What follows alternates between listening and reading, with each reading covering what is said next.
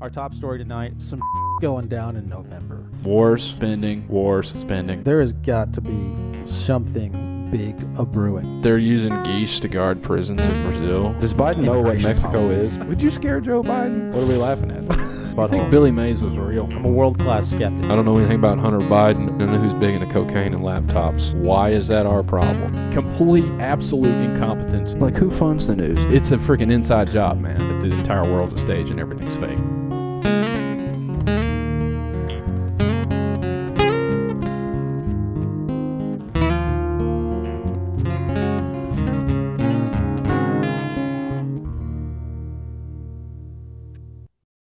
Welcome back to another episode of the Veritas Road. Carson and John back with you guys. We've already had one person threaten self-harm if they had to listen to our intro song again, so we decided to go ahead and kick off the stream.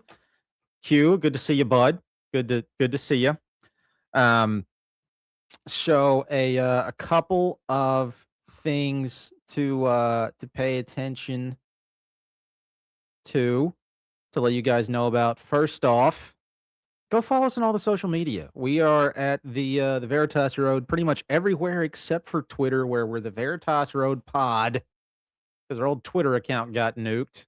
And then if you like the show, if you want more of the show, maybe you want to support the show because John and I are poor, go to the Patreon. There are a bunch of fun tiers there. You can get in where you fit in. You'll get access to the Discord chat where we use just a lot of slurs and discuss better slurs for better slurring. So you can go hang out there and join that conversation because I feel like it's very important.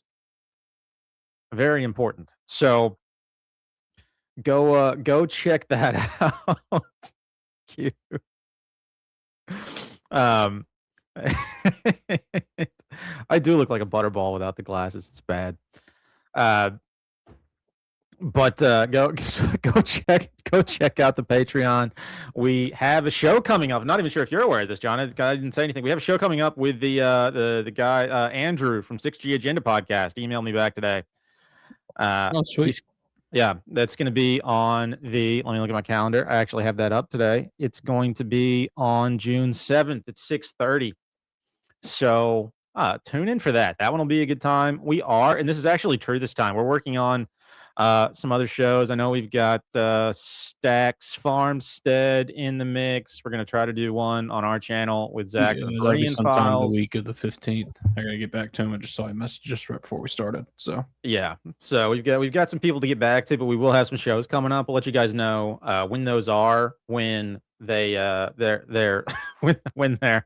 when we finally nail down those dates. Yes, Q, we're gonna have Stacks on our show if that's okay here soon. So that'll be a good time. I'm looking forward to that. They're off to get it all in an hour or two. So we're gonna try to make this as efficient as possible.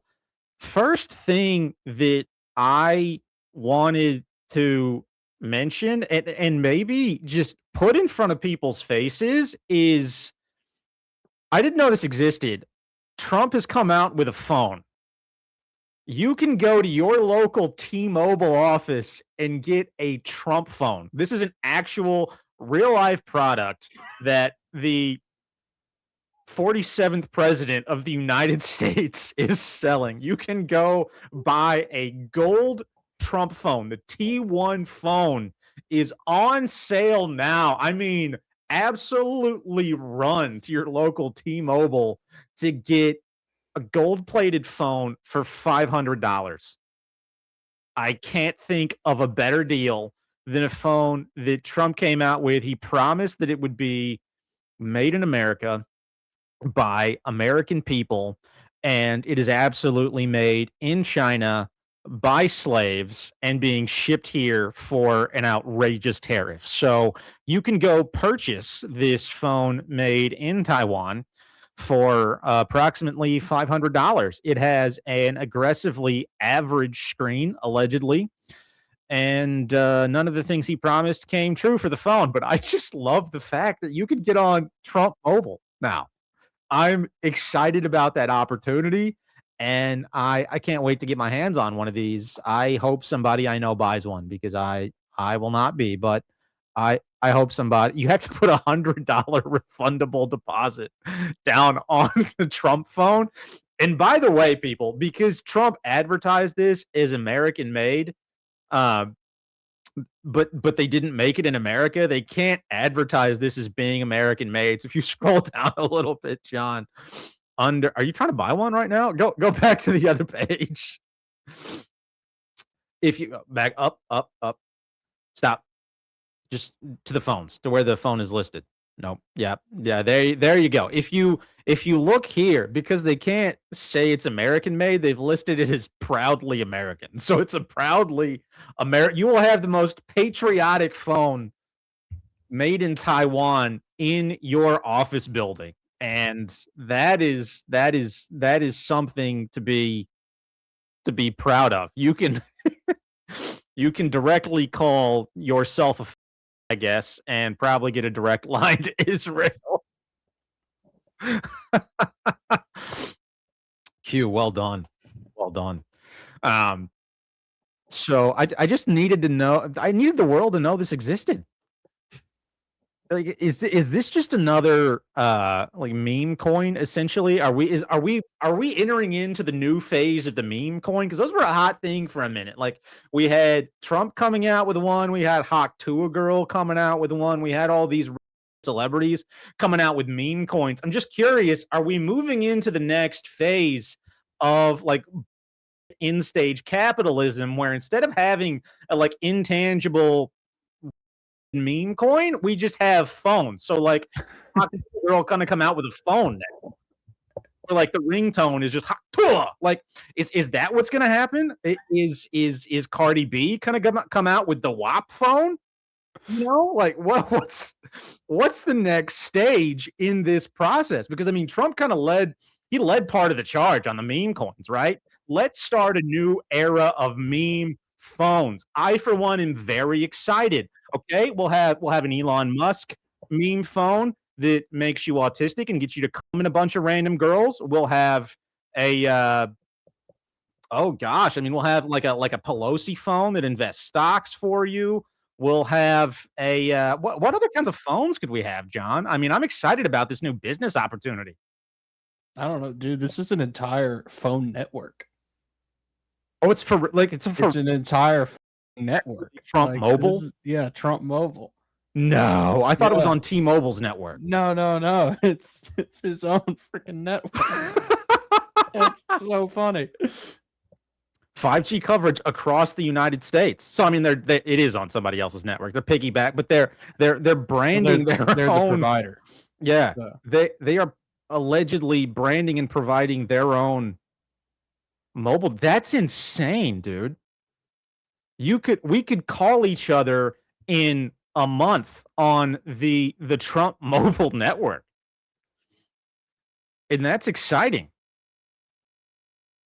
And yes, Stax, it is cooler than usual in Tennessee. It's usually hot as balls this time of year, and it's a balmy like 72. But I'm in awe of where this is headed. I mean, do you think that maybe like Kash Patel, you know, is he gonna come out with his own network? I don't know. Like, where's this gonna go? They have 100% US based customer support, so I think he's going to struggle getting a job. But this is so funny. This is and look, it's got, who's that? Don Jr. up there? Is that Don Jr.? Yeah. And then who's the guy on the left? Don Jr.'s on the left. That's on the left. Okay. I get them confused. I can't keep them straight. But guys, this is the most the most American phone you can buy on the market today, even though it is made in Taiwan or somewhere in Asia. I'm sure it's not made here. Do you think it'll have like a Trump voice changer on it? You know? Oh, that would be. Yeah, where you can like talk into the phone. You can be like, "Hello, Mom. I'm trying to give you a call. It's been a long time. It's been a very long time since we talked. I think Dad is kind of an. I think he's very, you know, like that'd be a good selling point. You know, that'd be a good. Maybe Diddy will come out with his own phone after he gets out of jail. Yeah, I don't know. Complimentary baby oil with every phone purchase. You know, like it could be the D network. That could be the new thing. They have 35,000 followers on Twitter. What, the Trump mobile network? 47.45 a month. My gosh. This is so. That's amazing. 47.45 a month. I mean, it doesn't get any better than that. It doesn't get any better than that. And so, folks, consider purchasing a Trump phone on the Trump mobile network. We don't get any money from it. We're just spreading the good word. You know? Just trying to spread the word out there. Anything else on the Trump phone? On the Trump phone, John? This is my first time hearing of it. This is just absolutely hilarious. It's amazing. And I love the fact that it's in straight up gold. Yeah, and apparently I'm just looking at so this is kind of interesting. His American flag that's on his promotional video that's on the back of the phone is inconsistent because it has 11, then 9 stripes, and then has so they flag this video as AI. Just interesting numbers there, but it's an aside. But this is so funny, dude. This is insane. The fact that you can now purchase a Trump phone on the Trump mobile network. They also offer is $47.45 a month. Yeah, you can bring your own device. Yeah, no, they offer other phones too. You can get a Samsung S24 for $459. If anybody's curious, if anybody's thinking of joining the Trump mobile network and doesn't want to give up their own phone, you just want to have access to the most patriotic network in America. You can bring your own phone. Is it weird that I kind of want to get a plan with them just to know what their customer service is like, just to see what's going on, you know? Yeah. I would consider getting a second line of service for my phone just to be able to check this out. Yeah. That'd be so wildly entertaining. Oh my gosh.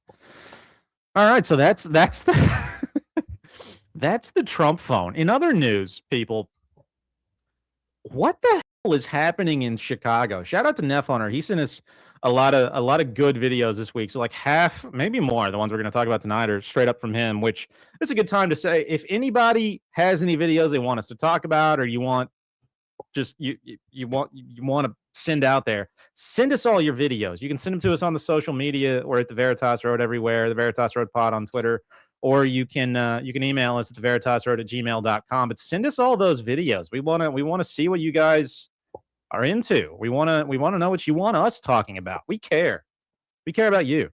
So what the hell is happening in Chicago, man? Like it seems like the entire city is totally and completely falling apart. And we know Chicago has always been a shithole. If you've spent any time there, it's an absolute garbage town full of garbage people. But they just had like some massive music festival brawl. I think they had some police officers get injured. They had another, the mayor or governor, whoever he is, another incident that he called an unauthorized gathering, which is just a name for a bunch of teenagers flooding the streets and committing a lot of acts of violence. I believe that's where either a police officer or a teenager was shot, maybe both. I can't remember. The whole town seems to be falling apart. Let's take a look at what they have going on.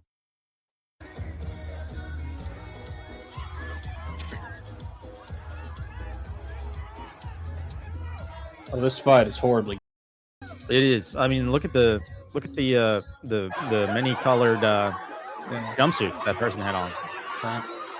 Now this is more like it. This is an unauthorized gathering, is what this is, John. This is what you expect in a street fight.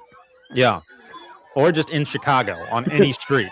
Yeah, but just all this out. Is the kind. This is a street fight. Arm swinging, man, like a windmill.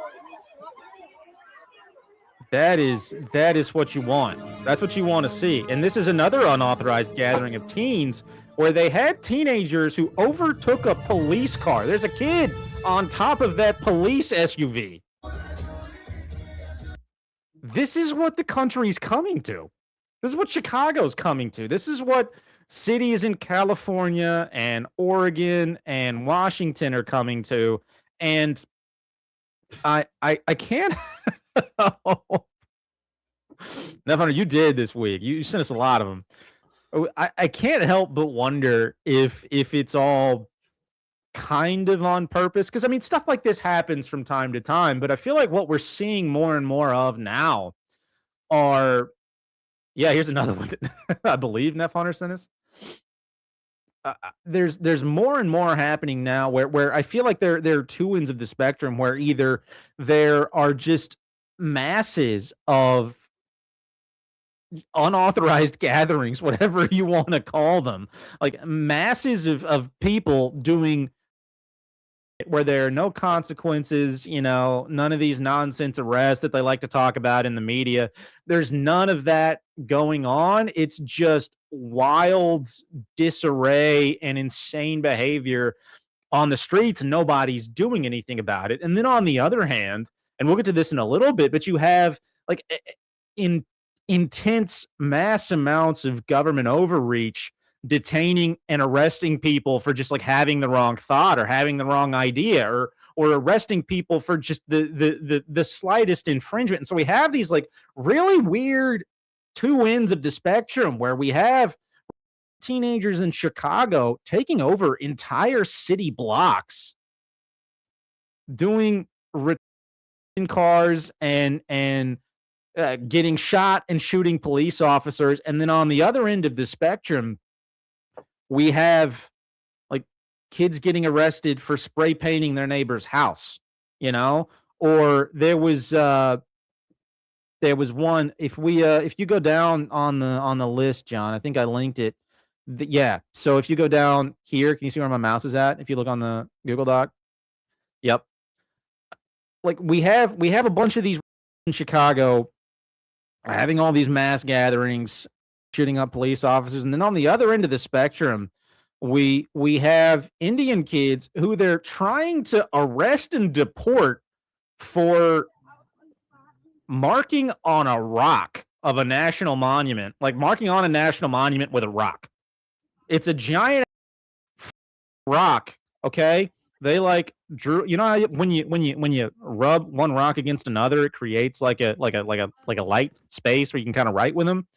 That's what these kids did, and they're trying to deport and arrest them. But we're going to let kids run rampant across the streets of Chicago, shooting up police officers. Like, it's just such a weird dichotomy. Complete opposite ends of the spectrum. And so it just makes me wonder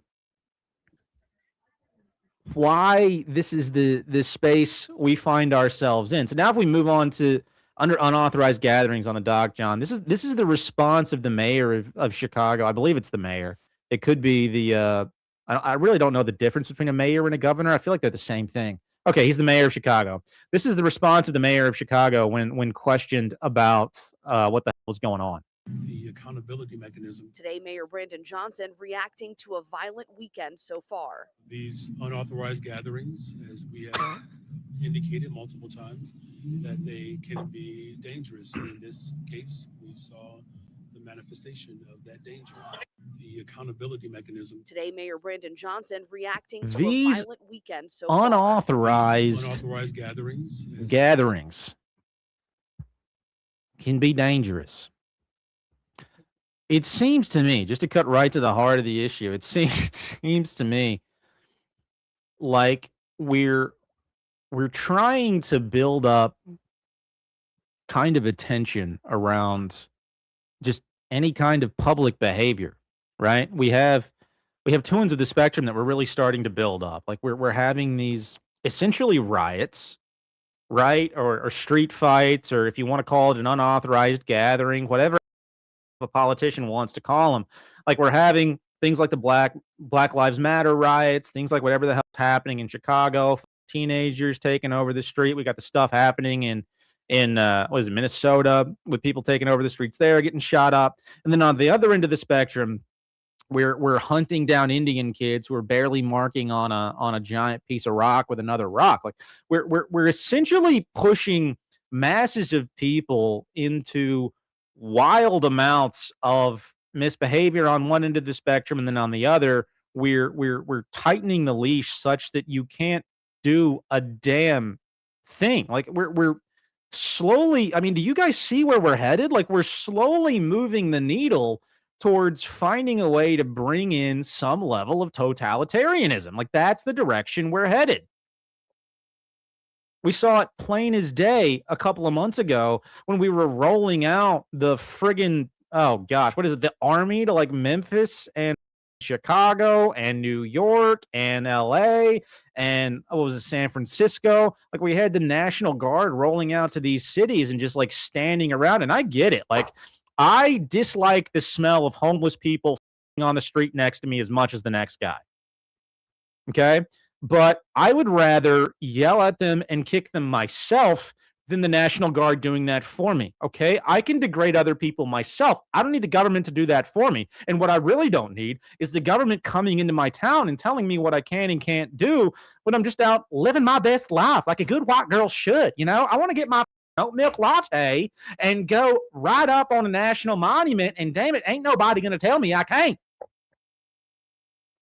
But we're increasingly headed that direction. I mentioned this probably too much on our show, but it's the whole problem, reaction, solution type narrative. Like we're building up these protests, we're building up these riots, these unauthorized gatherings, right? And then, but at the same time, we're making it normal for you to arrest somebody for very slightly marking up a large rock in the middle of nature. Do you know how much that happens? There is graffiti all over every single rock in our county here in Tennessee, okay? There are words I can't even repeat on stream written on every single rock, bridge, and national monument in this state. And you want to know how many people have been arrested? None, because this is what kids do. There are worse things. But we're moving the needle so far in the direction of complete overreach. Well, on the other hand, just allowing mass riots and insane to go on so that we can create circumstances where we have a reason to respond. That's where this shit's headed. John, I need to get off my soapbox. What do you think? I mean, yeah. The city thing is a massive problem because they've brought all of these places and like the people there kind of to their breaking point, and to where it's like they've become like the quality of living has just become so bad that the people who can't get out, like they've created a really perfect storm. Like the people who can get out will leave and just go crap on every freaking, nice, quiet, small town across the country, right? And they'll just go and ruin it. And that's what you're happening. The people who can't get out are kind of stuck in a desperate situation to where it's like they'll take pretty much, any type of like government interference or any type of like centralized control to clean it up, and they'll kind of take it without a whole lot of thought. So they've kind of set up like this kind of perfect storm to really just kind of crap on like just normal like community, right? Because it's like you send all of the people who can get out to go crap on like the small communities that were all kind of like tight knit, right, and like kind of ruin those. And then it's like what's left there is like you could come in and take care of that with like a much more like aggressive kind of violent kind of bent to it. I think that's what this is kind of all set up to do. It's just kind of like degrade like degrade like communities all across the United States, not just the cities, because this has had a downstream effect on a lot of smaller towns. For sure. And I mean, you and I can both speak to that from a very personal level since it's happening to our small town here. Yeah. But I think you're absolutely correct. And it seems like, especially in 2020, and even before that, like it's amazing how many people were already in the process of moving away from LA, San Francisco, New York, Chicago, Seattle, Even towns in Texas, like a shitload of people were already in the process of moving away from cities like that before 2020 even happened. Like that, people were moving the hell away from those areas in 2018, 2015. Like I've talked to a lot of people now who moved here way before all the like draconian lockdown stuff, that we like to talk about back in 2020. And so that process has been going on for a lot longer than I think any of us really think about on a conscious level, because the mass migration after 2020 was so significant. Yeah. But it's been going on for a hot minute, and they've been affecting that change for a long time. Like cities, big cities become increasingly like untenable to live in for middle class people, right? Yeah. And if you're middle class in California, well, you're loaded here in Tennessee, like you're living the damn dream. And so it makes perfectly rational sense to get the hell out of there and come to a place where you can live like a king. I get it. Like I get that concept, but what's happening is it's spreading the disease that already existed in those cities, and you're seeing the people who were on the fringe of those communities, the people who were still a part of the problem but weren't as big a part of the problem, move to other places, right, where we live being one of them. Move to other places and bring not a lot, like it's not a lot of them are pretty chill, but they're bringing fragments of the mentality that existed back in California, New York, whatever big area you want to talk about. They're bringing fragments of that. They're bringing expectations of things that made those places very unpleasant to live as they scatter out across the country. And so we're seeing the conditions in those areas degrade because the few people who had two brain cells to rub together moved away. Okay. And so the entire culture in those areas is going to complete because all the reasonable people moved the hell out of there. But what they did was they took that little bit of mind virus propaganda psyop and brought it to every small town in America. Yeah. Drove up the property values and are slowly making it untenable to live in those places too. Around which bit? I feel like you could put air quotes around a lot of property that. values. Oh, yeah. Drove up the cost of living in our fiat currency, if you want to get autistic, but I hope people know what I mean. Like, made it untenable to live in those places too. Like, the cost of living here where we live is probably quadrupled since 2018. Yeah. Which is full on. Yeah. It's full on. And it's because of this mass migration we're seeing. Away from these areas that we're held to live in, but it's making the lives of all of the other reasonable people out there impossible. Yeah. And this is where it's like I look at like the so-called conservatives in the political space, like, and like kind of ask like what the fuck, like all of these like small town like country conservative politicians across like the Midwest, the Southeast, like what are you doing? What are you conserving? Right? Like your kids can't afford to grow up and like raise their kids in the town that you brought them up in. So what have you conserved? You've conserved nothing, right? You've conserved nothing. And like I ask that like every time I drive downtown here in Columbia where we live, because they built that just temple of that giant square, luxury apartment and commercial space and like a small, like your quintessential like southern downtown. They just put up a giant square brick in the middle of it. Hideous. Dude, yes, it's the exact trope, like every single Hallmark movie where big business moves in and destroys the town. Like that's exactly what's happening in the middle of downtown here. And I was just like, what are you people conserving? Yeah. Like no one who shares your values can live in your town anymore. They've all been driven out because they can't afford it. Then like they can't afford to like own anything, so they can't afford to actually have any influence. What have you conserved? Mm-hmm. You've conserved nothing. Congratulations. Yeah. You've owned the libs, but you've conserved nothing. 100%. And I think people are starting to wake up to that. And that's going to be another cultural problem because I think you're going to see like another, like one more swing back to the left before this thing gives go. Yeah. It feels like we're kind of headed that direction now. Like it feels like the pendulum is kind of, we've gone as I can't remember what that point's called in like geometry or whatever, but it's made it as far as it's gone one way and we're about to swing back the other way. That's kind of the way it feels. And I think part of what this was done to do. That's a way to say that. I feel like part of what this kind of thing was brought about to accomplish. That's a much more eloquent way to say that. What this was done to do. That was such a small.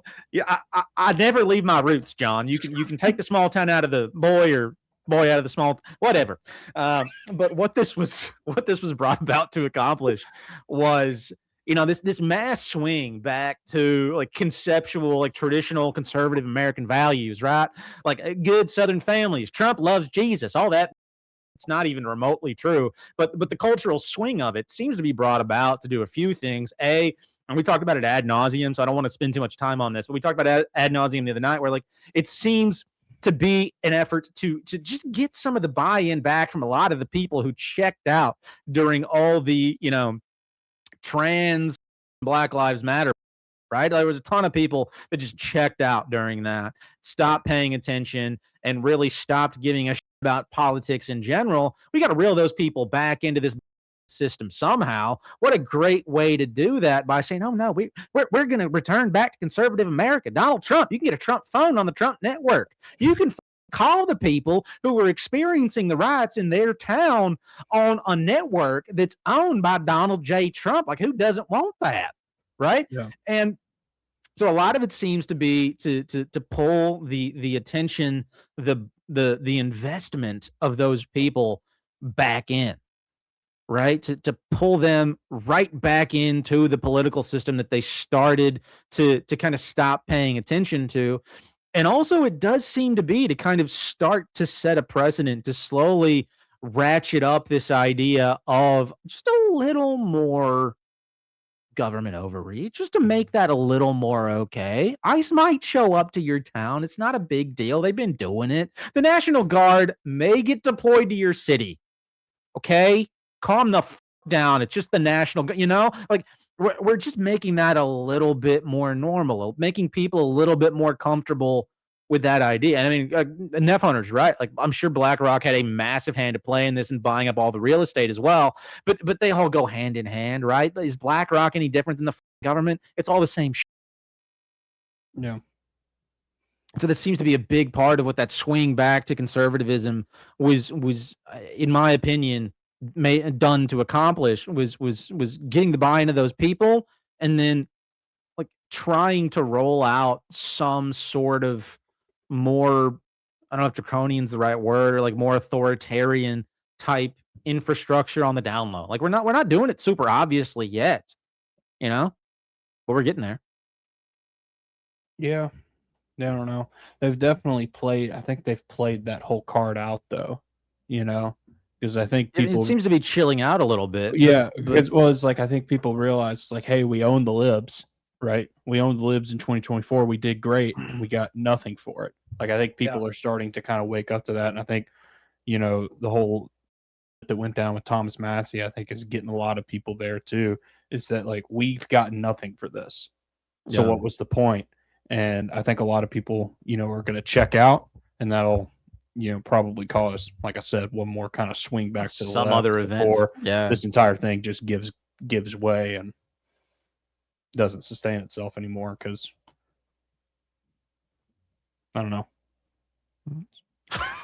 What a weird fizzle out there, but okay. Well, it's just like they can't like none of like the right wing BS that was built up with Trump. Like he doesn't have any capital anymore. Right. You know, he has no he's lost like a lot political of it. Yeah. or cultural capital to do anything. So it was like there's got to be some type of swing out to swing the other way to get stuff to move. Yeah, I mean,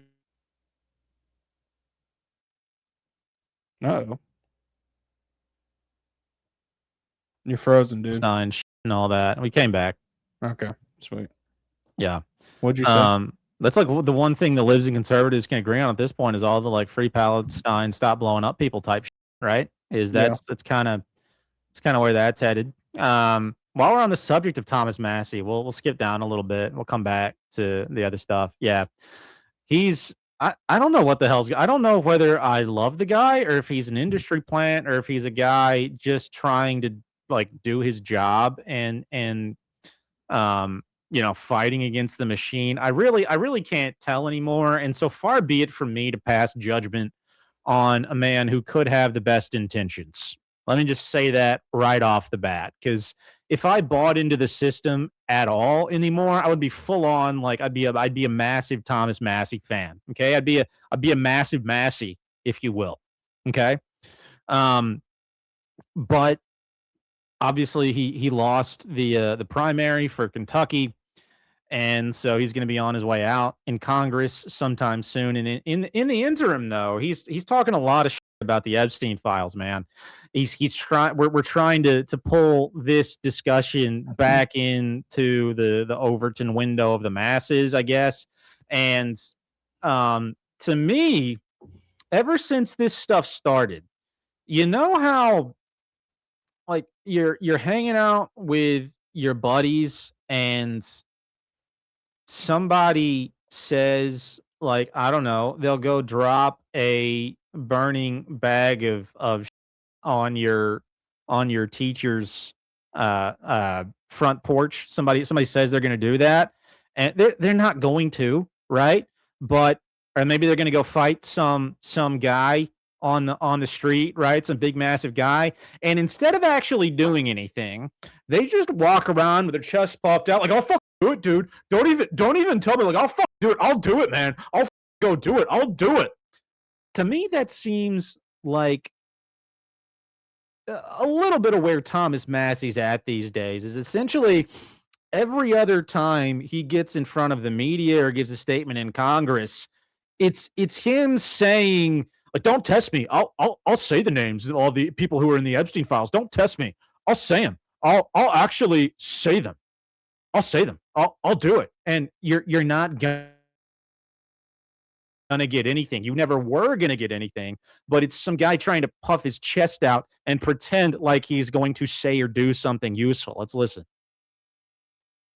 Congressman, we're almost out of time. Couple more here. I want to ask about the Epstein files. As you've noted, the speech and debate clause actually protects you. Oh, you just chubbed up a little bit. Did you see that smile? That little half smile? On the floor of the House, you have named names in the Epstein files in the past. Can we expect you to name more names in the coming weeks and months? Yes. Todd Blanche is violating the law. There's still millions of files they haven't released. We know from talking to the victims' lawyers that their own 302 forms haven't been released. We know that files have been over-redacted. I have released at least 3 names of billionaires who are implicated in this. I don't think it's possible to get to convictions with Todd Blanche at the top and with the FBI director, Kash Patel, at the top, because they've effectively both perjured themselves by saying that there's nobody else in the files. Even Melania doesn't believe that. The First Lady knows that Jeffrey Epstein didn't act alone. And here's the great thing, Kristen. Whether I'm in Congress or not, the Epstein Files Transparency Act is a law, and it goes on for years. So if we can't get this attorney general and this FBI director to do the right thing, the next ones who take those seats are obligated by law to release the files that these individuals are not releasing now.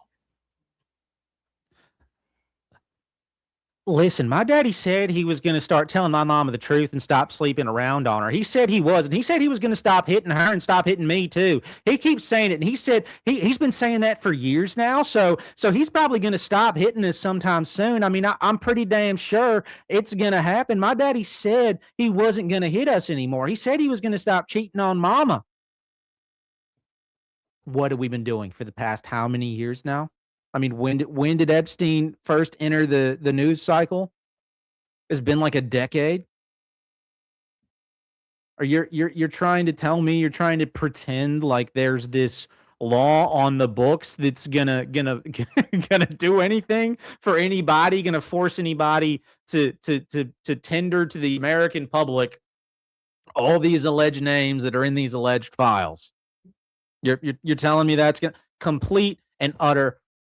You're just kidding yourself. If he's being sincere, and that's an if, he's operating exactly like an abused wife would, okay? Because that's where we're at with the way we're treated in this country, okay? Is you're essentially, forgive me, the redheaded stepchild of whoever's running the show. And I understand that on a very personal level, okay?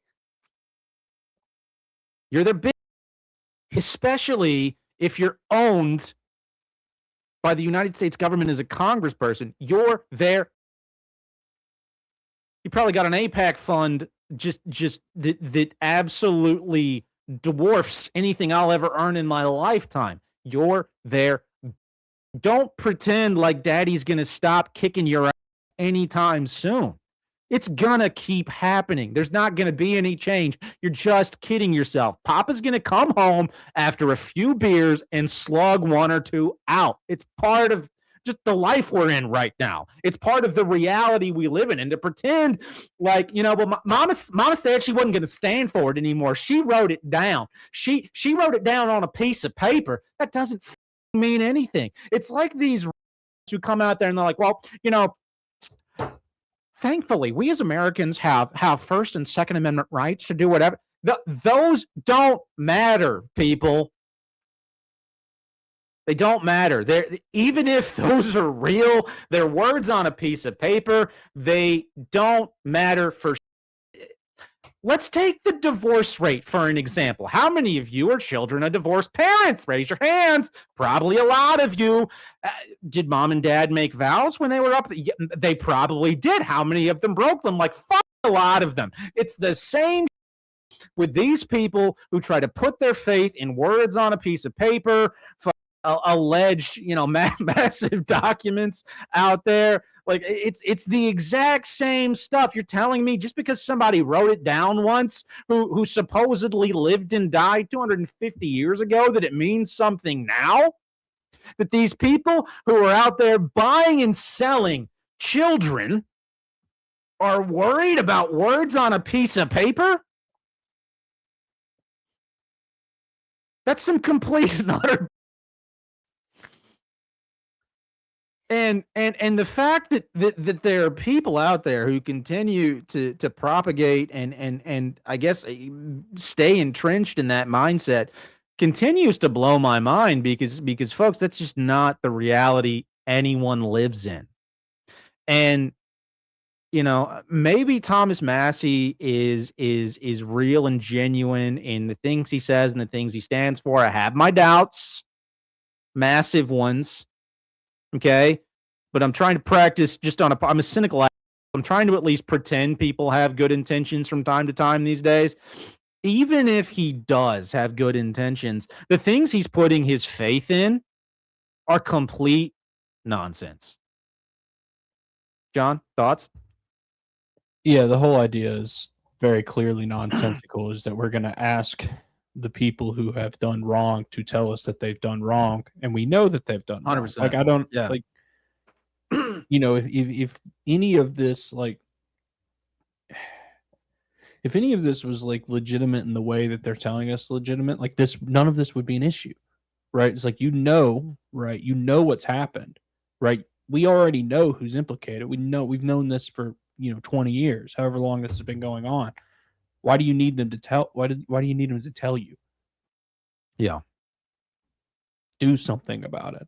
So it's like, that's just an indication to me that like there's some level of disconnect between like really like the right wing populace, because they're really the only people caring about this, and like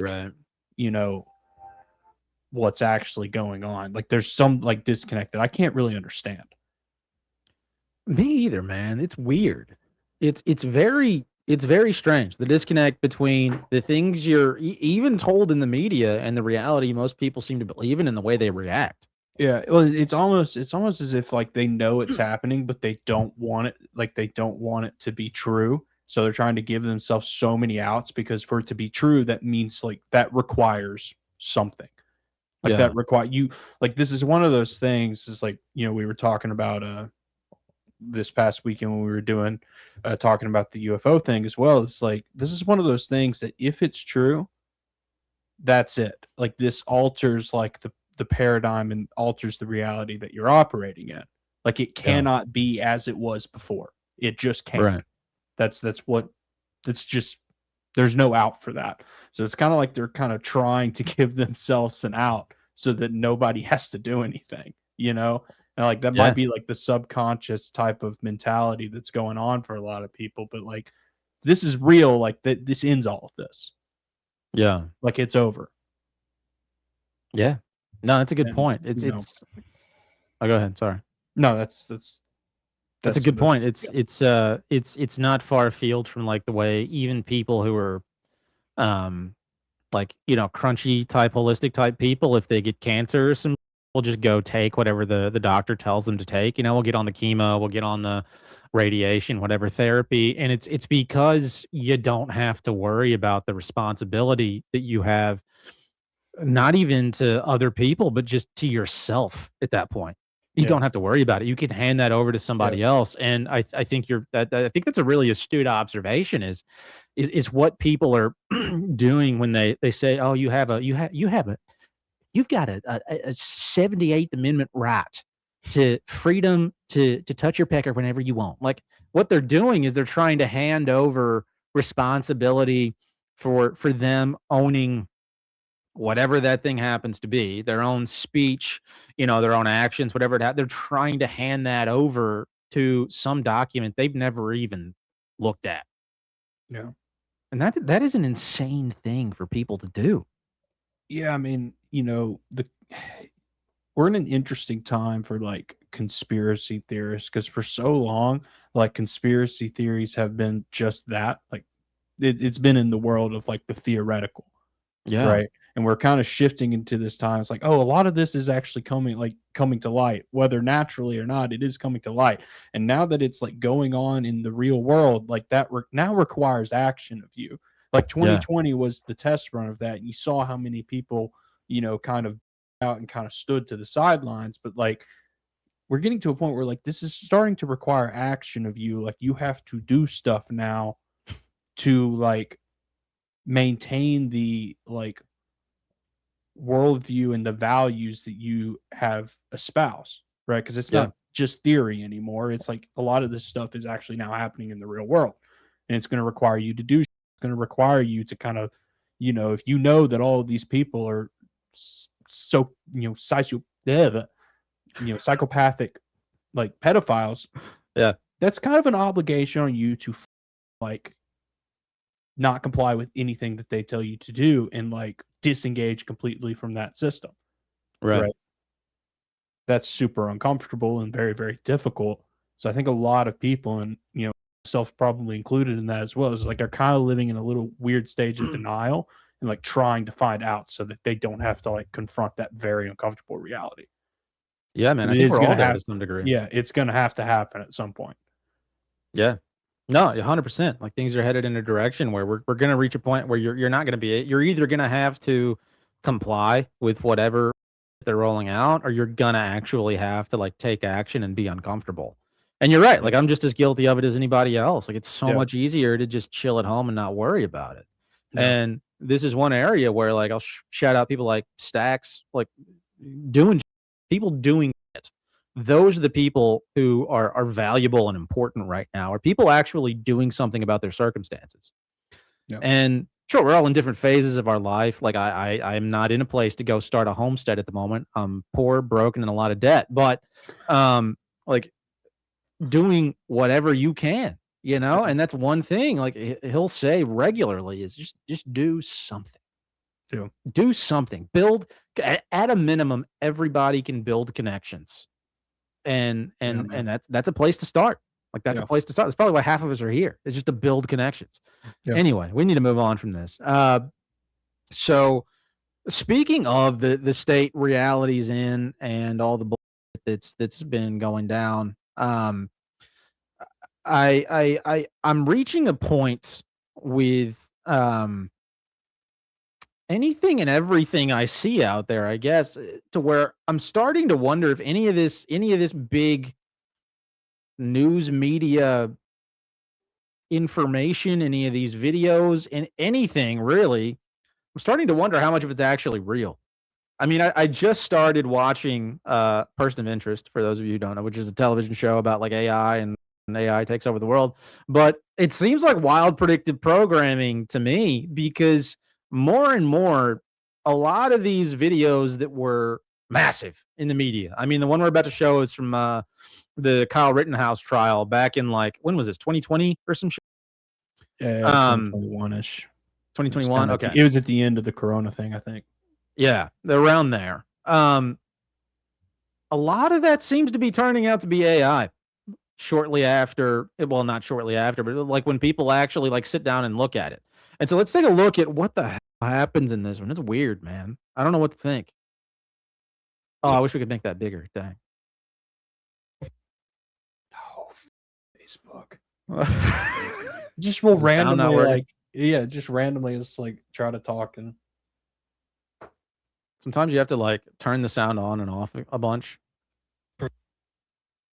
You haven't for a long time, and you've been getting fooled. So you want to see proof that you don't know what's real and you haven't for a long time, and you've been getting fooled by fake videos for far longer than you're aware of. The furlough there when COVID hit in March. So first I want you to look at how many views in 4 years ago. Now look up here. Watch his foot. I believe I got hired. Yes. Watch the foot. August 14th, correct? I believe. So this was something that was a big deal on mainstream news, the Kyle Rittenhouse trial. Look at his foot. So for anybody listening to Was this, the Kyle this Rittenhouse guy's trial a big foot deal? Yes, the Kyle disappears Rittenhouse trial was a on the major video. national and political event that captured America's attention. Like, look at this. This is the original video.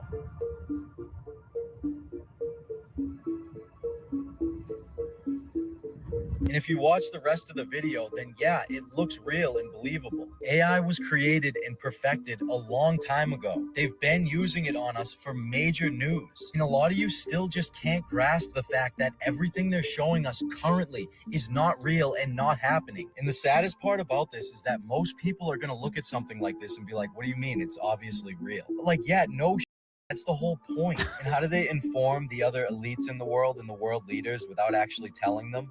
Just like that. The only reason why bad AI videos exist, like videos you can clearly tell that it's AI, is to make you think that AI is still detectable. The bad AI, the stuff that we have access to, masks the real AI. So you want to see proof that you don't know what... I mean, I don't even know how much more there is to add to this, man. Like we're at a point now where we've made, even for the masses, we've made technology that we're handing to people that can do a reasonably passable job of making literally any scene you want to have it make look relatively real. And so we're living in a world where it's very plain that the powers that be, right, the Illuminati or whatever, your government, NASA, pick your favorite, alphabet agency, big corporations, can quite literally fabricate any sort of scene they want you to see, any news story they want to put in front of you. They can absolutely fabricate it without having to hire actors, without having to do any sort of thing. And you might say, well, how does that happen? I mean, how can people even, guys, you don't have to have that big of a level of compartmentalization to make believable like this. And it's even less now in the age of AI. It's so easy to just make people see anything and everything you want them to see. And so, I mean, if you've looked into things like MK Ultra, you know how easily manipulated a lot of our minds can be, how easily influenced we can be. And so how convenient is it to be able to produce literally any footage you want to push to the masses?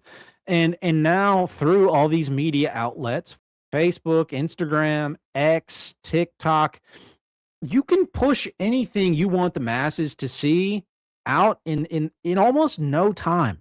Everybody has a phone. Everybody has a phone. You have access to the attention of essentially each and every person out there. That is such a massive tool to be able to influence people. I've said this, hopefully I won't mention it again on the next pod, but Isaac Asimov in the Foundation trilogy talks about how easy people are to influence en masse. And it's true. It's true.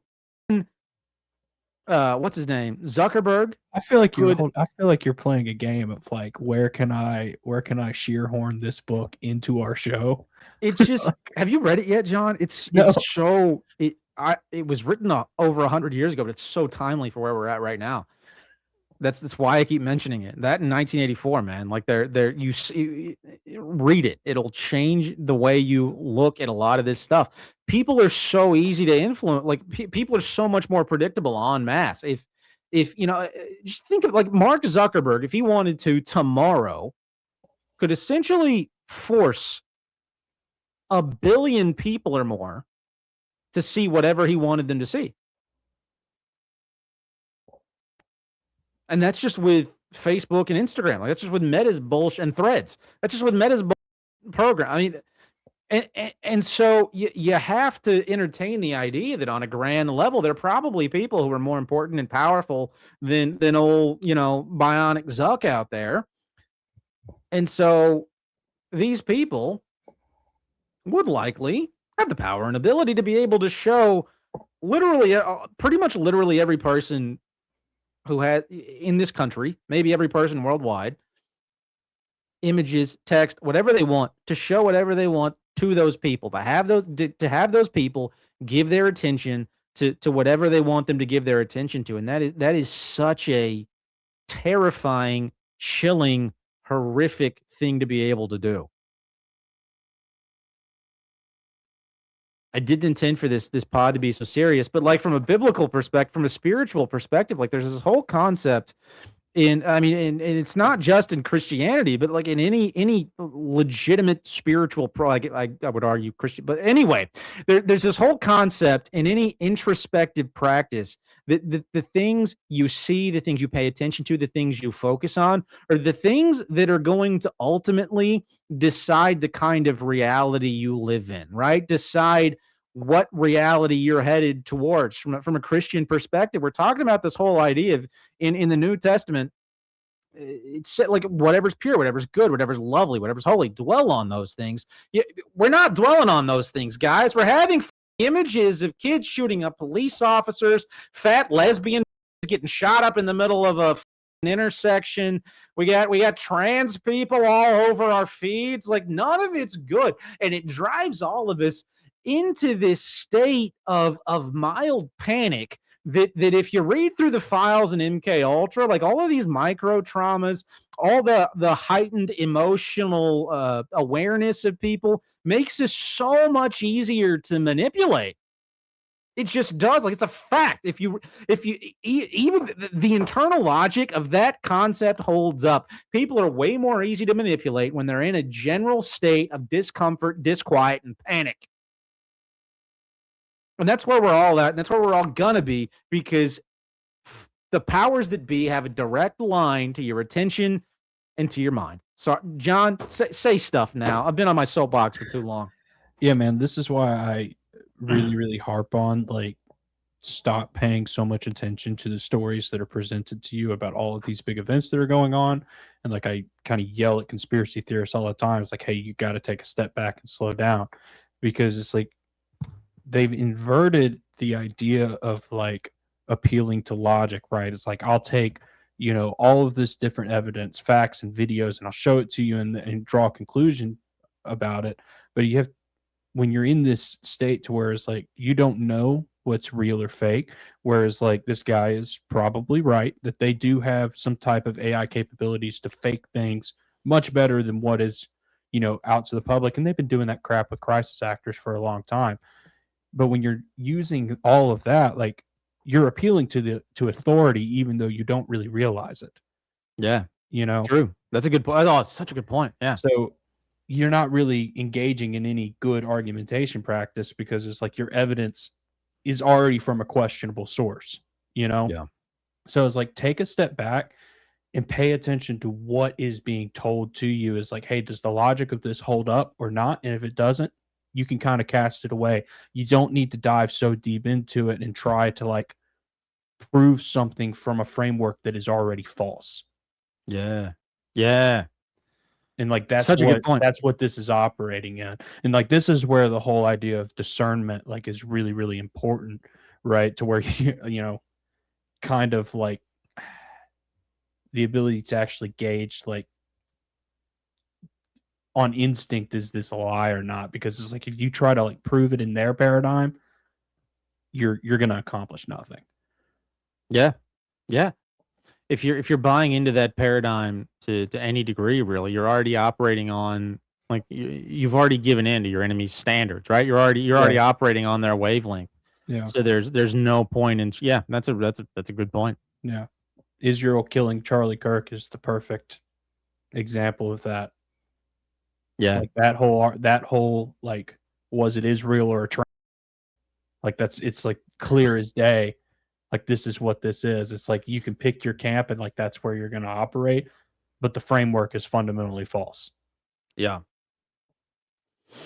Yeah, I mean if you're already accepting whatever framework's a good word for it. Whatever framework is handed you by the evil entity, right? Like, why are you doing that? It's like accepting the apple from the witch and Snow White. Like, why are you doing that? Don't take the apple. Yep. Don't take the apple. Just refuse the apple. We can go get other food in the forest. Say no to the apple. Same thing for Eve, I guess. That would have been a much better analogy. I missed a good opportunity. Moving on. I don't know if anybody else has noticed. It's summertime. It's getting warmer outside. The sun's out for longer, and ticks are becoming a big problem. I remember I think it was probably more than 5 or 6 years ago. It's been a minute that alpha gal syndrome has been in the lexicon. Like it's been a minute. But this discussion of alpha gal has hit the masses, has hit the social media in such a way. It's made me wonder what the end game of making this such a big topic of discussion is, because conceptually it's very problematic.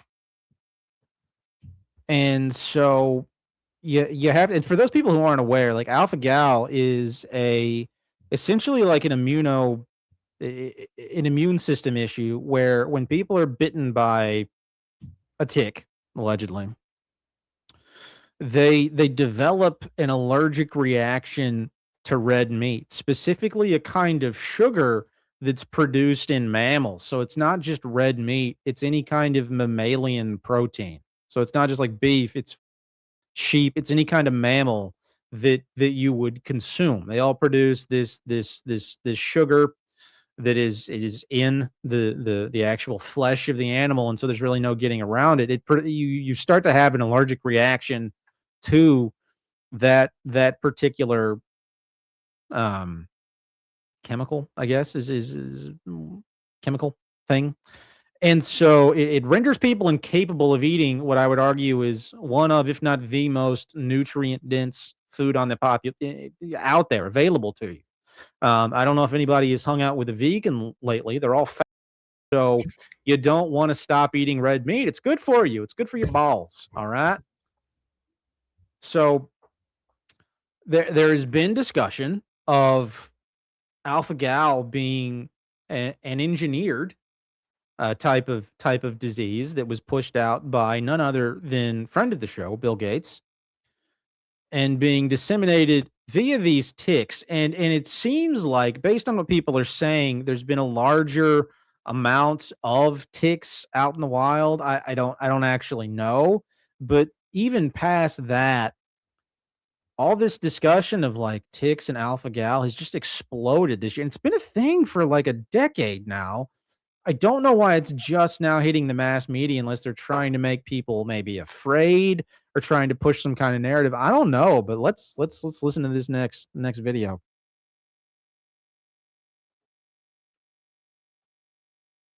The house, and I thought he was joking about having a tick on his hand. I was like, oh, how funny, an invisible tick. Okay, we'll get the invisible tick off you. And he goes, no, Dad, there's really ticks on me.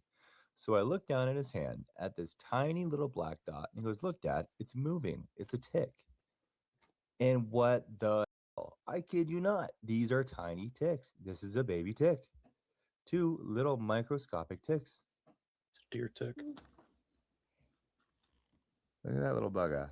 Feel good about knowing that, That's a John? tick. Just like he's saying like, oh, this is like they're ticks. It looks like Yeah. a tick. This is And not calling them it's not microscopic is a little like weird. That's Yeah. retarded. It's a tick. It's like this. I This guy's think- from California. He like- does sound like he is. Like, Yeah. have you never seen a tick before?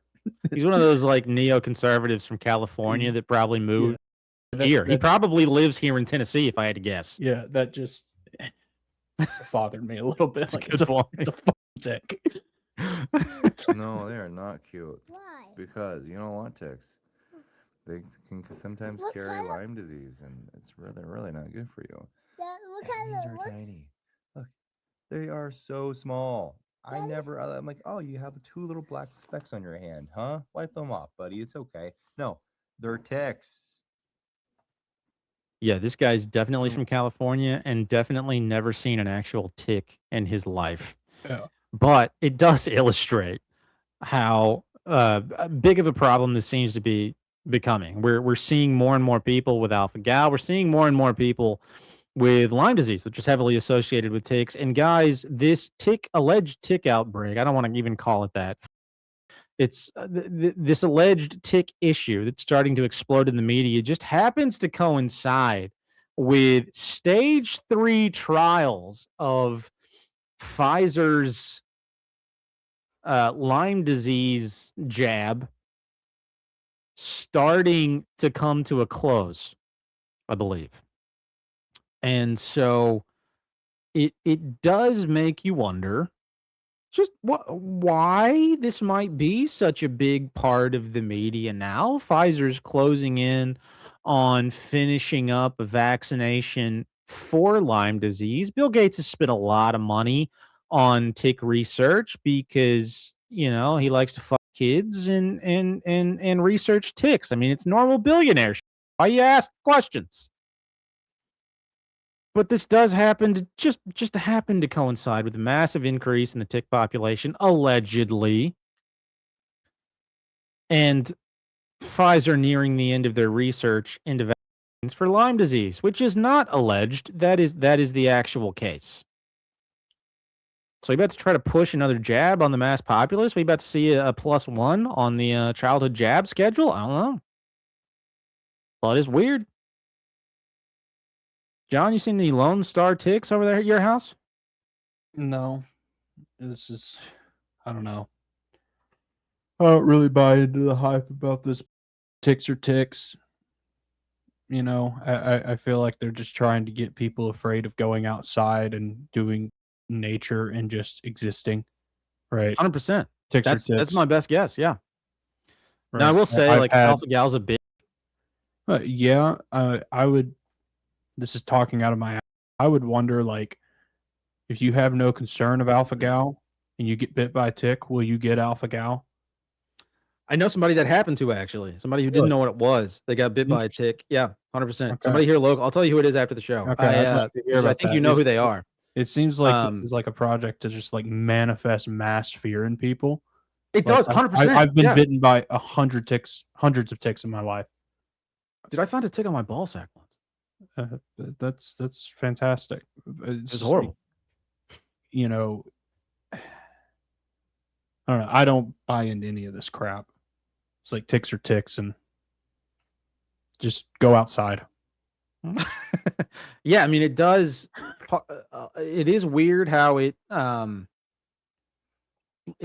coincides with Pfizer's Lyme disease research, but you make a good point in that a lot of these things that are being rolled out by the mass media seem to be pointed directly at trying to keep people from just like going outside and living their lives. Like so much of it seems to be directed at limiting travel and limiting your time outside, being exposed to things that are good for you. Fresh air, Yeah. sunlight, nature. So much of it seems to be centered around trying to drive people indoors and get them to never, ever, ever leave. No.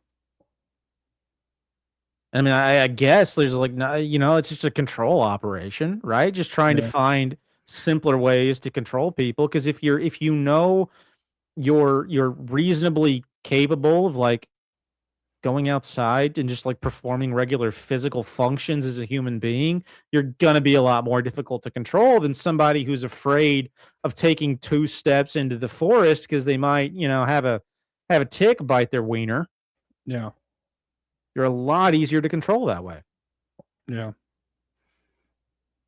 And just like being in this weird constant state of fear is like you've got to be inviting something onto yourself. Yeah. No, I mean 100%. No. You're certainly engaging with, at the very least, a state of mind that's not good for your well-being. At a minimum. Yeah. That level of fear isn't healthy for anybody. Yeah.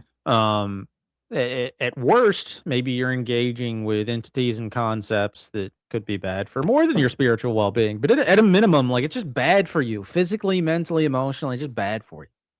Yeah. Ticks Fucking aren't scary. Tuck your jeans in your boots. Go into the Don't be a woods. bitch. You'll be Yeah. okay. 100%. That's my message for this.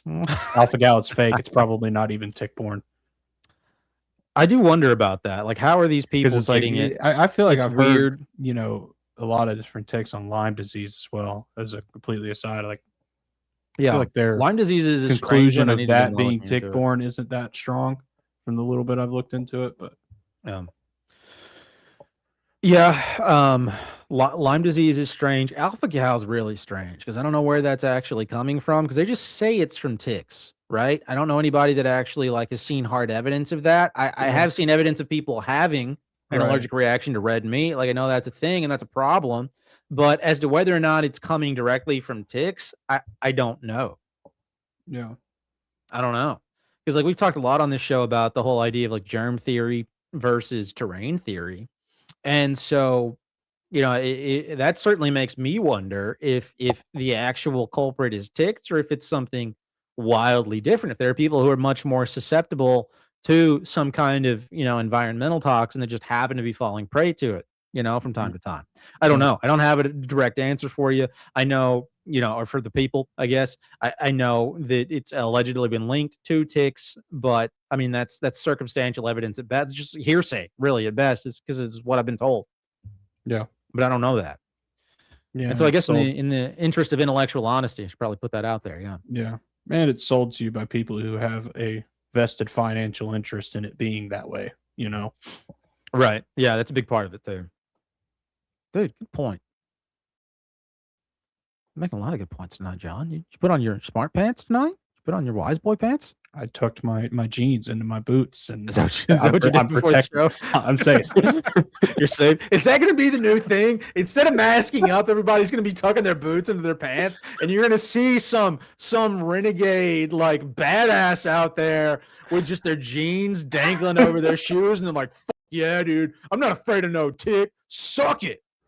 Yeah. Is that going to be the new reality? You're not going to be allowed into a store if your jeans are outside your boots. We tuck here. This is a tucking household. That could work on a lot of levels. That could work on so many levels. I hope that's the next thing. I really do. If we're gonna run another psyop, make it a psyop about tucking, where we're all supposed to tuck our pants. Yeah, make that a thing. If I could pick a psyop, that would be it. Just saying. If I got to pick, that'd be awesome. All right. So, moving on. We've talked plenty about this tick stuff. We talked a little bit about the Indian kids. I had that, but it seems to me, far and away from the tick discussion, circling back to what we were talking about earlier, it does seem like we're moving closer and closer to like this weird totalitarian state, these weird totalitarian circumstances, and we've seen that borne out in in the UK, in Europe, with all the European. We're seeing it in Canada, and this video we're about to watch is a perfect example of where we're headed. This kid, go ahead and start playing it, John. Just mute it till I stop talking. This kid got He some laws came out in Canada. I don't even know what about, but he had issues with the laws. We'll hear about it, I guess, in a second. And what video is this? it's here. Hold on a second. It's this one. Yep. The hell did you just do? Oh, nothing. It's this one. So this kid went and essentially just shared some information saying, hey, these laws could be problematic. And then lo and behold, like a couple of weeks later, police pull him over saying he was psychologically evaluated and is going to have to be confined to a mental hospital immediately. Honestly, I don't even know why America is still allies with a country that's treating their citizens this way. Shout out to Braden over on X. He's been covering this story. That's where I saw it at. And I wanted to bring this to you guys. I kind of struggled with how I wanted to present this video because there's a lot to unpack with it. But we're going to start right here with a gentleman that we're going to be covering here on this story. Goes in and delivers some paperwork that he wants to give to the school board. He's worried about some of the laws that they've changed, and he's very polite, and he hands them some paperwork to educate them on some of the laws and some of the concerns that he has. Pretty normal stuff. Check it out. The federal government's implementing a number of different laws. These laws are incredibly authoritarian, and they put children and students in the direct line of fire of federal prosecution. It's on the back side. You're looking at the wrong side.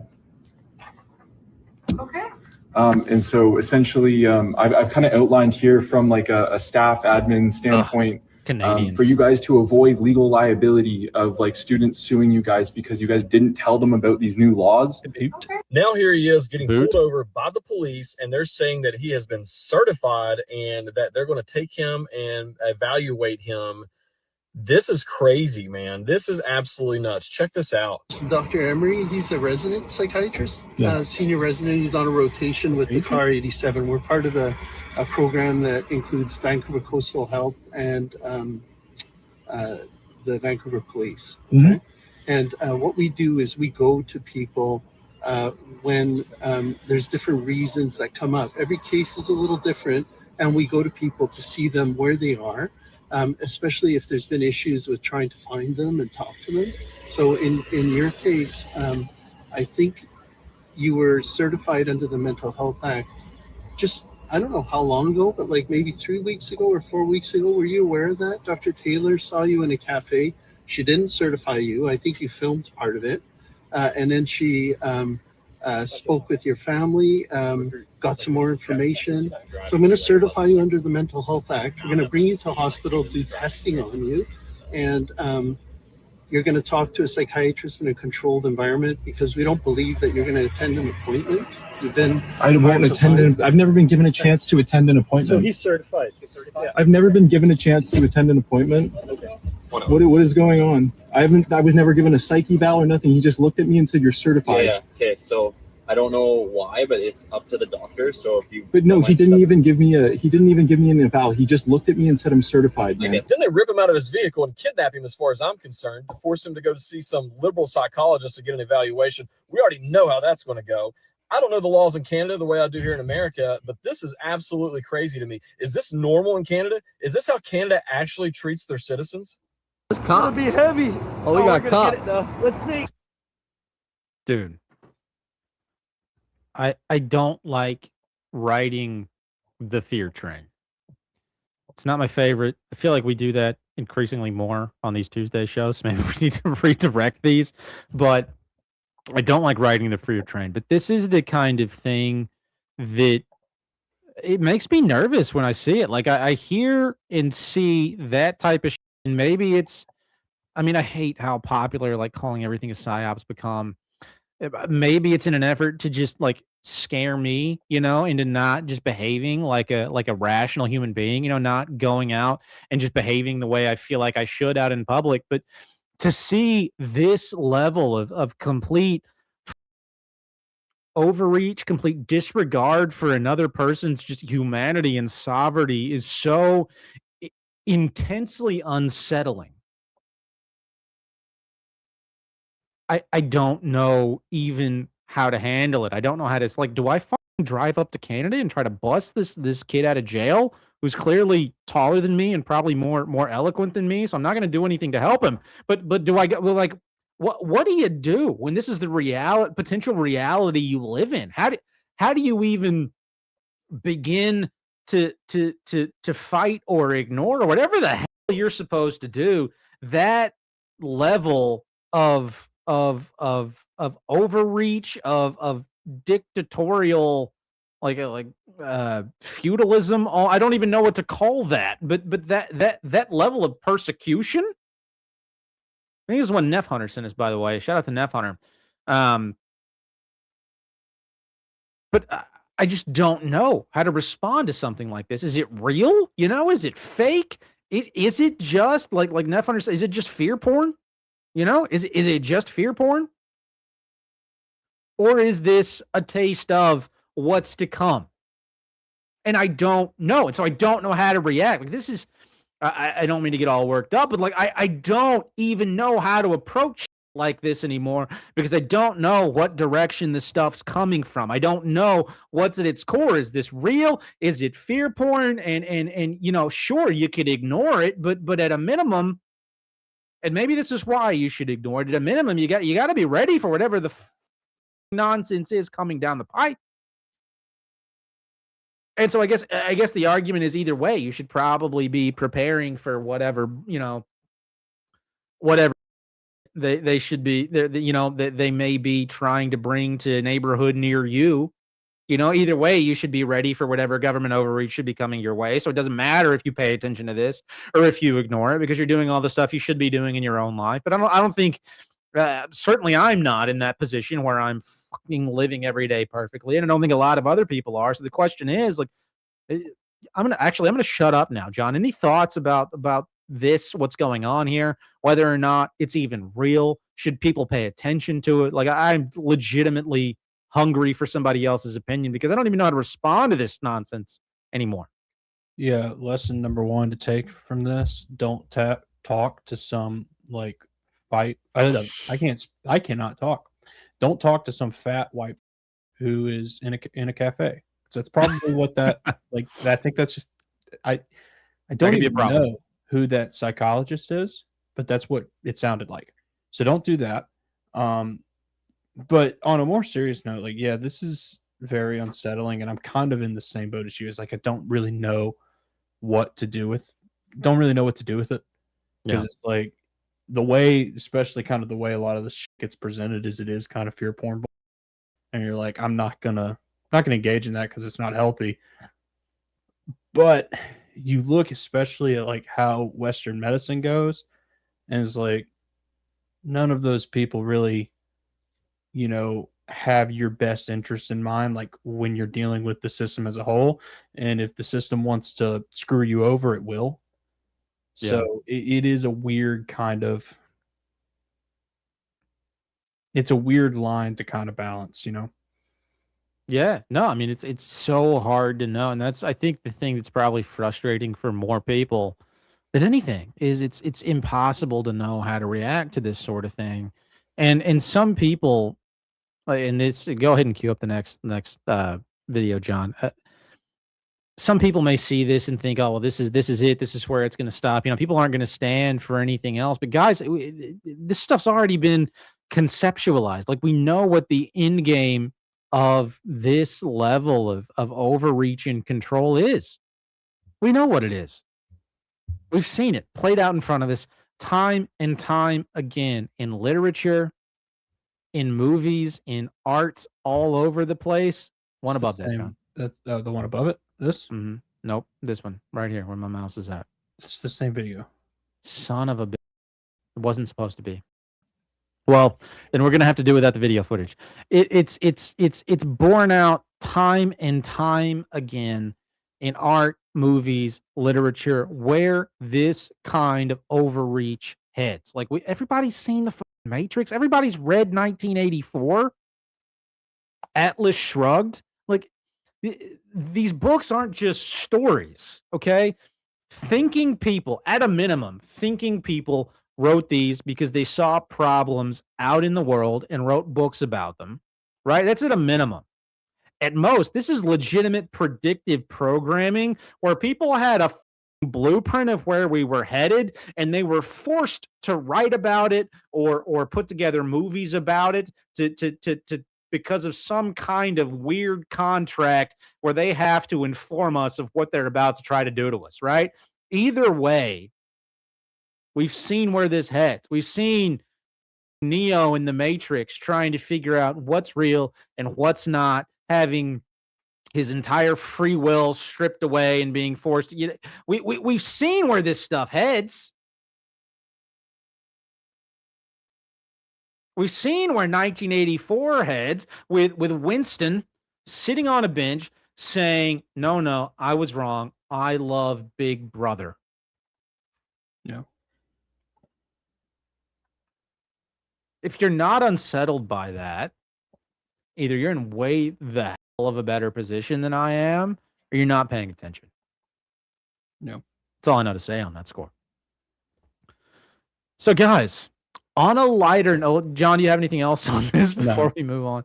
Okay. On a lighter note, Neff Hunter sent us a few of these. John put in at least one or two of these.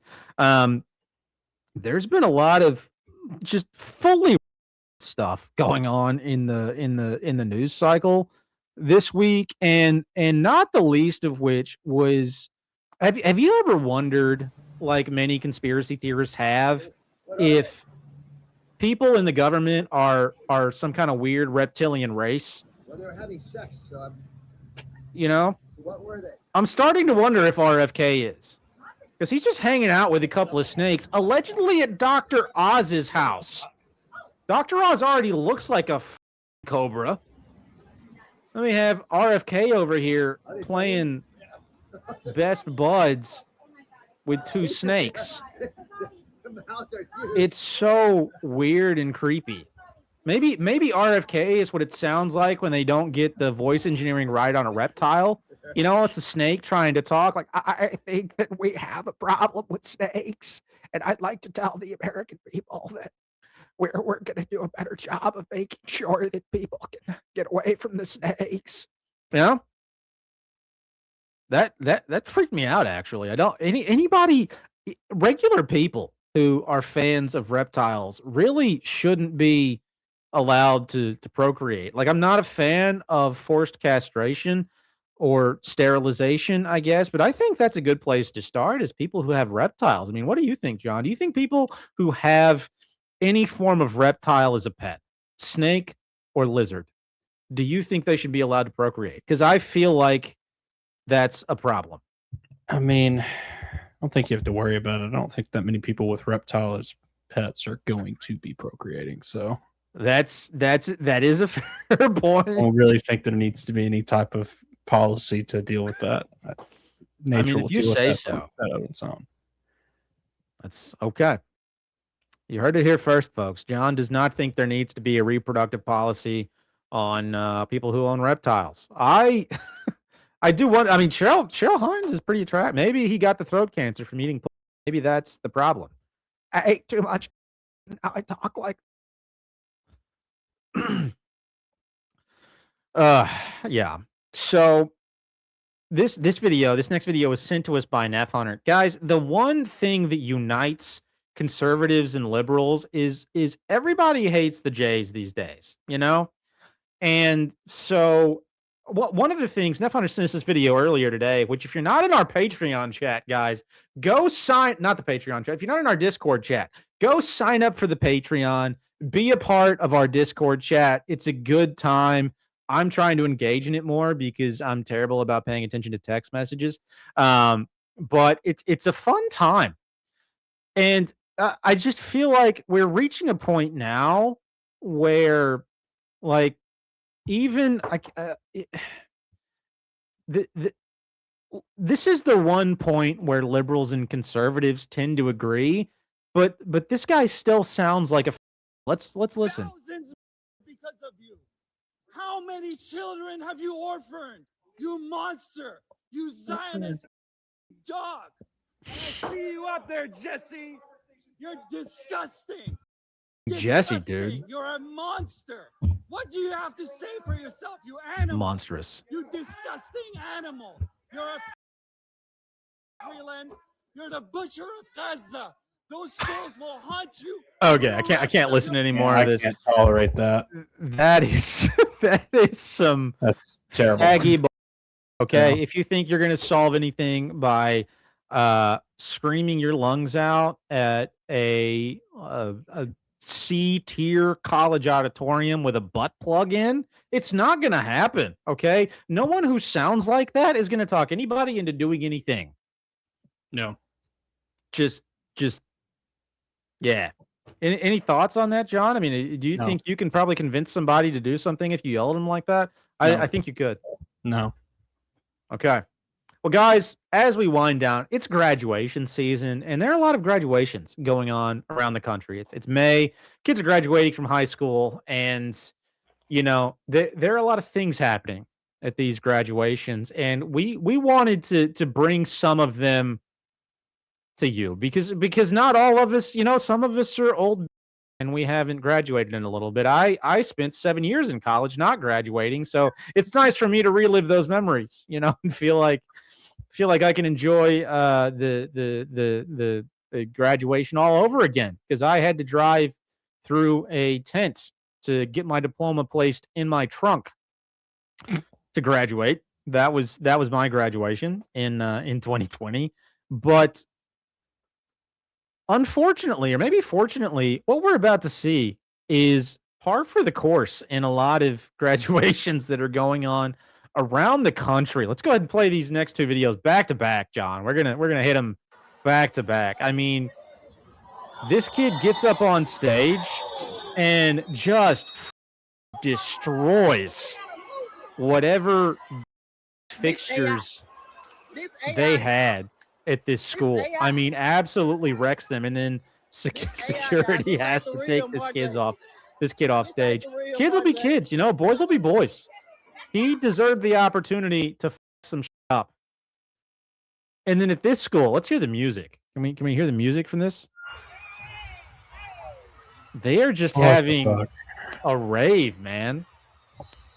This is what's going on in graduations these days. These are probably in Chicago, if I had to guess. All these graduations are happening in Chicago, in the street. This is another unauthorized gathering of street youths just dancing about.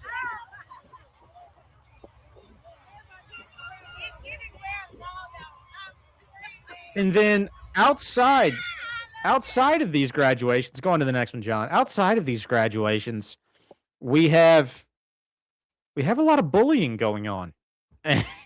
And sometimes kids get away with bullying, and sometimes the kid has a few street youth friends that come to their aid.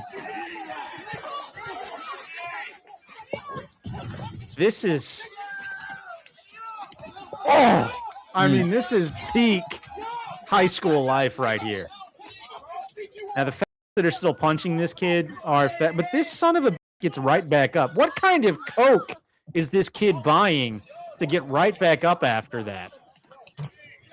I mean, that is just insane. I would have to be on some I don't know what you feel like on meth, but I imagine that's what you feel like. Now, here in Tennessee, folks, we had a graduation up in Franklin, Tennessee, where it rained. And the rain was what made this graduation part of the news cycle. Parents, was it Centennial High School, John? Yeah. Parents of students at Centennial High School, which is a public high school in Franklin, Tennessee, were concerned about the fact that the graduation became unsafe. The conditions became unsafe. Guys, it's raining. It's water. You're going to be okay. Unless you're a fat, middle-aged in a hover round who's worried it's going to short out and you can't carry your fat ass back to the car, you're going to be fine. I can't imagine a more exciting way to graduate than this, honestly. This looks like a good time. John, I believe you had some thoughts on this graduation. The way that they framed this was kind of creepy. And it's like parents demanding answers. It's like somebody was planned it poorly. That's what happened. Yeah. That's it. It's not that footage deep. from the footage from the It's not ceremony traumatic. It's not that deep. shows graduates crossing the stage in heavy rain while families sat drenched in the stands as the storm moved. You can't call this a storm. No. It's raining. Storm implies lightning and the impending threat of getting impaled by flying debris from a tornado. This is the world we live in now, though, where people get rained on and they feel like they need to sue the school board. Ugh. All right, guys, it's been fun tonight. Thanks for hanging out. Thanks for listening. It's been a blast. If you want to know where to find us, folks, we're here every Tuesday, 7 p.m. for Touch Me Tuesdays. We will make you folks aware of when we go live. We should have an episode coming this weekend. I'm in the middle of doing some research for that. I'm very excited about that, actually. It'll be a fun discussion. We've got a show coming up with Andrew from the 6G Agenda podcast that will be, I believe, let me get my calendar back up. It's on the 8th. That will be on the 7th, John, at 6:30 p.m. We usually go live at 7. It'll be at 6:30 p.m. Excited to talk to him. We're working on shows with Stax. Not sure if you're still listening, but we're working on shows with Stax as well as a couple of other people. We'll let you guys know when we iron out the dates for those, but very excited for those. Very excited for those. No, So stay tuned. Yeah, keep an eye out. We'll let you guys know when we iron out those dates. If you like the show, want to support the show, best way to do that, give us a like, give us a follow wherever you're watching. That always helps. We could use any mileage you guys can give us. We're on all the socials at the Veritas Road. We're on Twitter at the Veritas Road Pod. And then if you want to be a part of the Patreon, we do put some exclusive content there. We're aiming to put more there. Mainly it's me being a bit spending not as much time here as I should, but some more bonus content is coming to the Patreon, and some more content's coming to the show.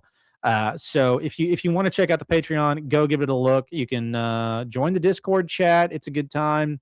We got a bunch of tiers over there. You can get in where you fit in. So if you like the show, want to support the show, go check out the Patreon. You can scan the QR code in the top left-hand corner of your screen. I remembered this time, John. Be proud of me. There you go. You can scan the QR code in the top left-hand corner of your screen to go check that out. Am I missing anything, John? No, I think you got it covered. All right. Sweet. Well, folks, thanks for listening. It's been a good time, and we'll catch you on the next one. Bye.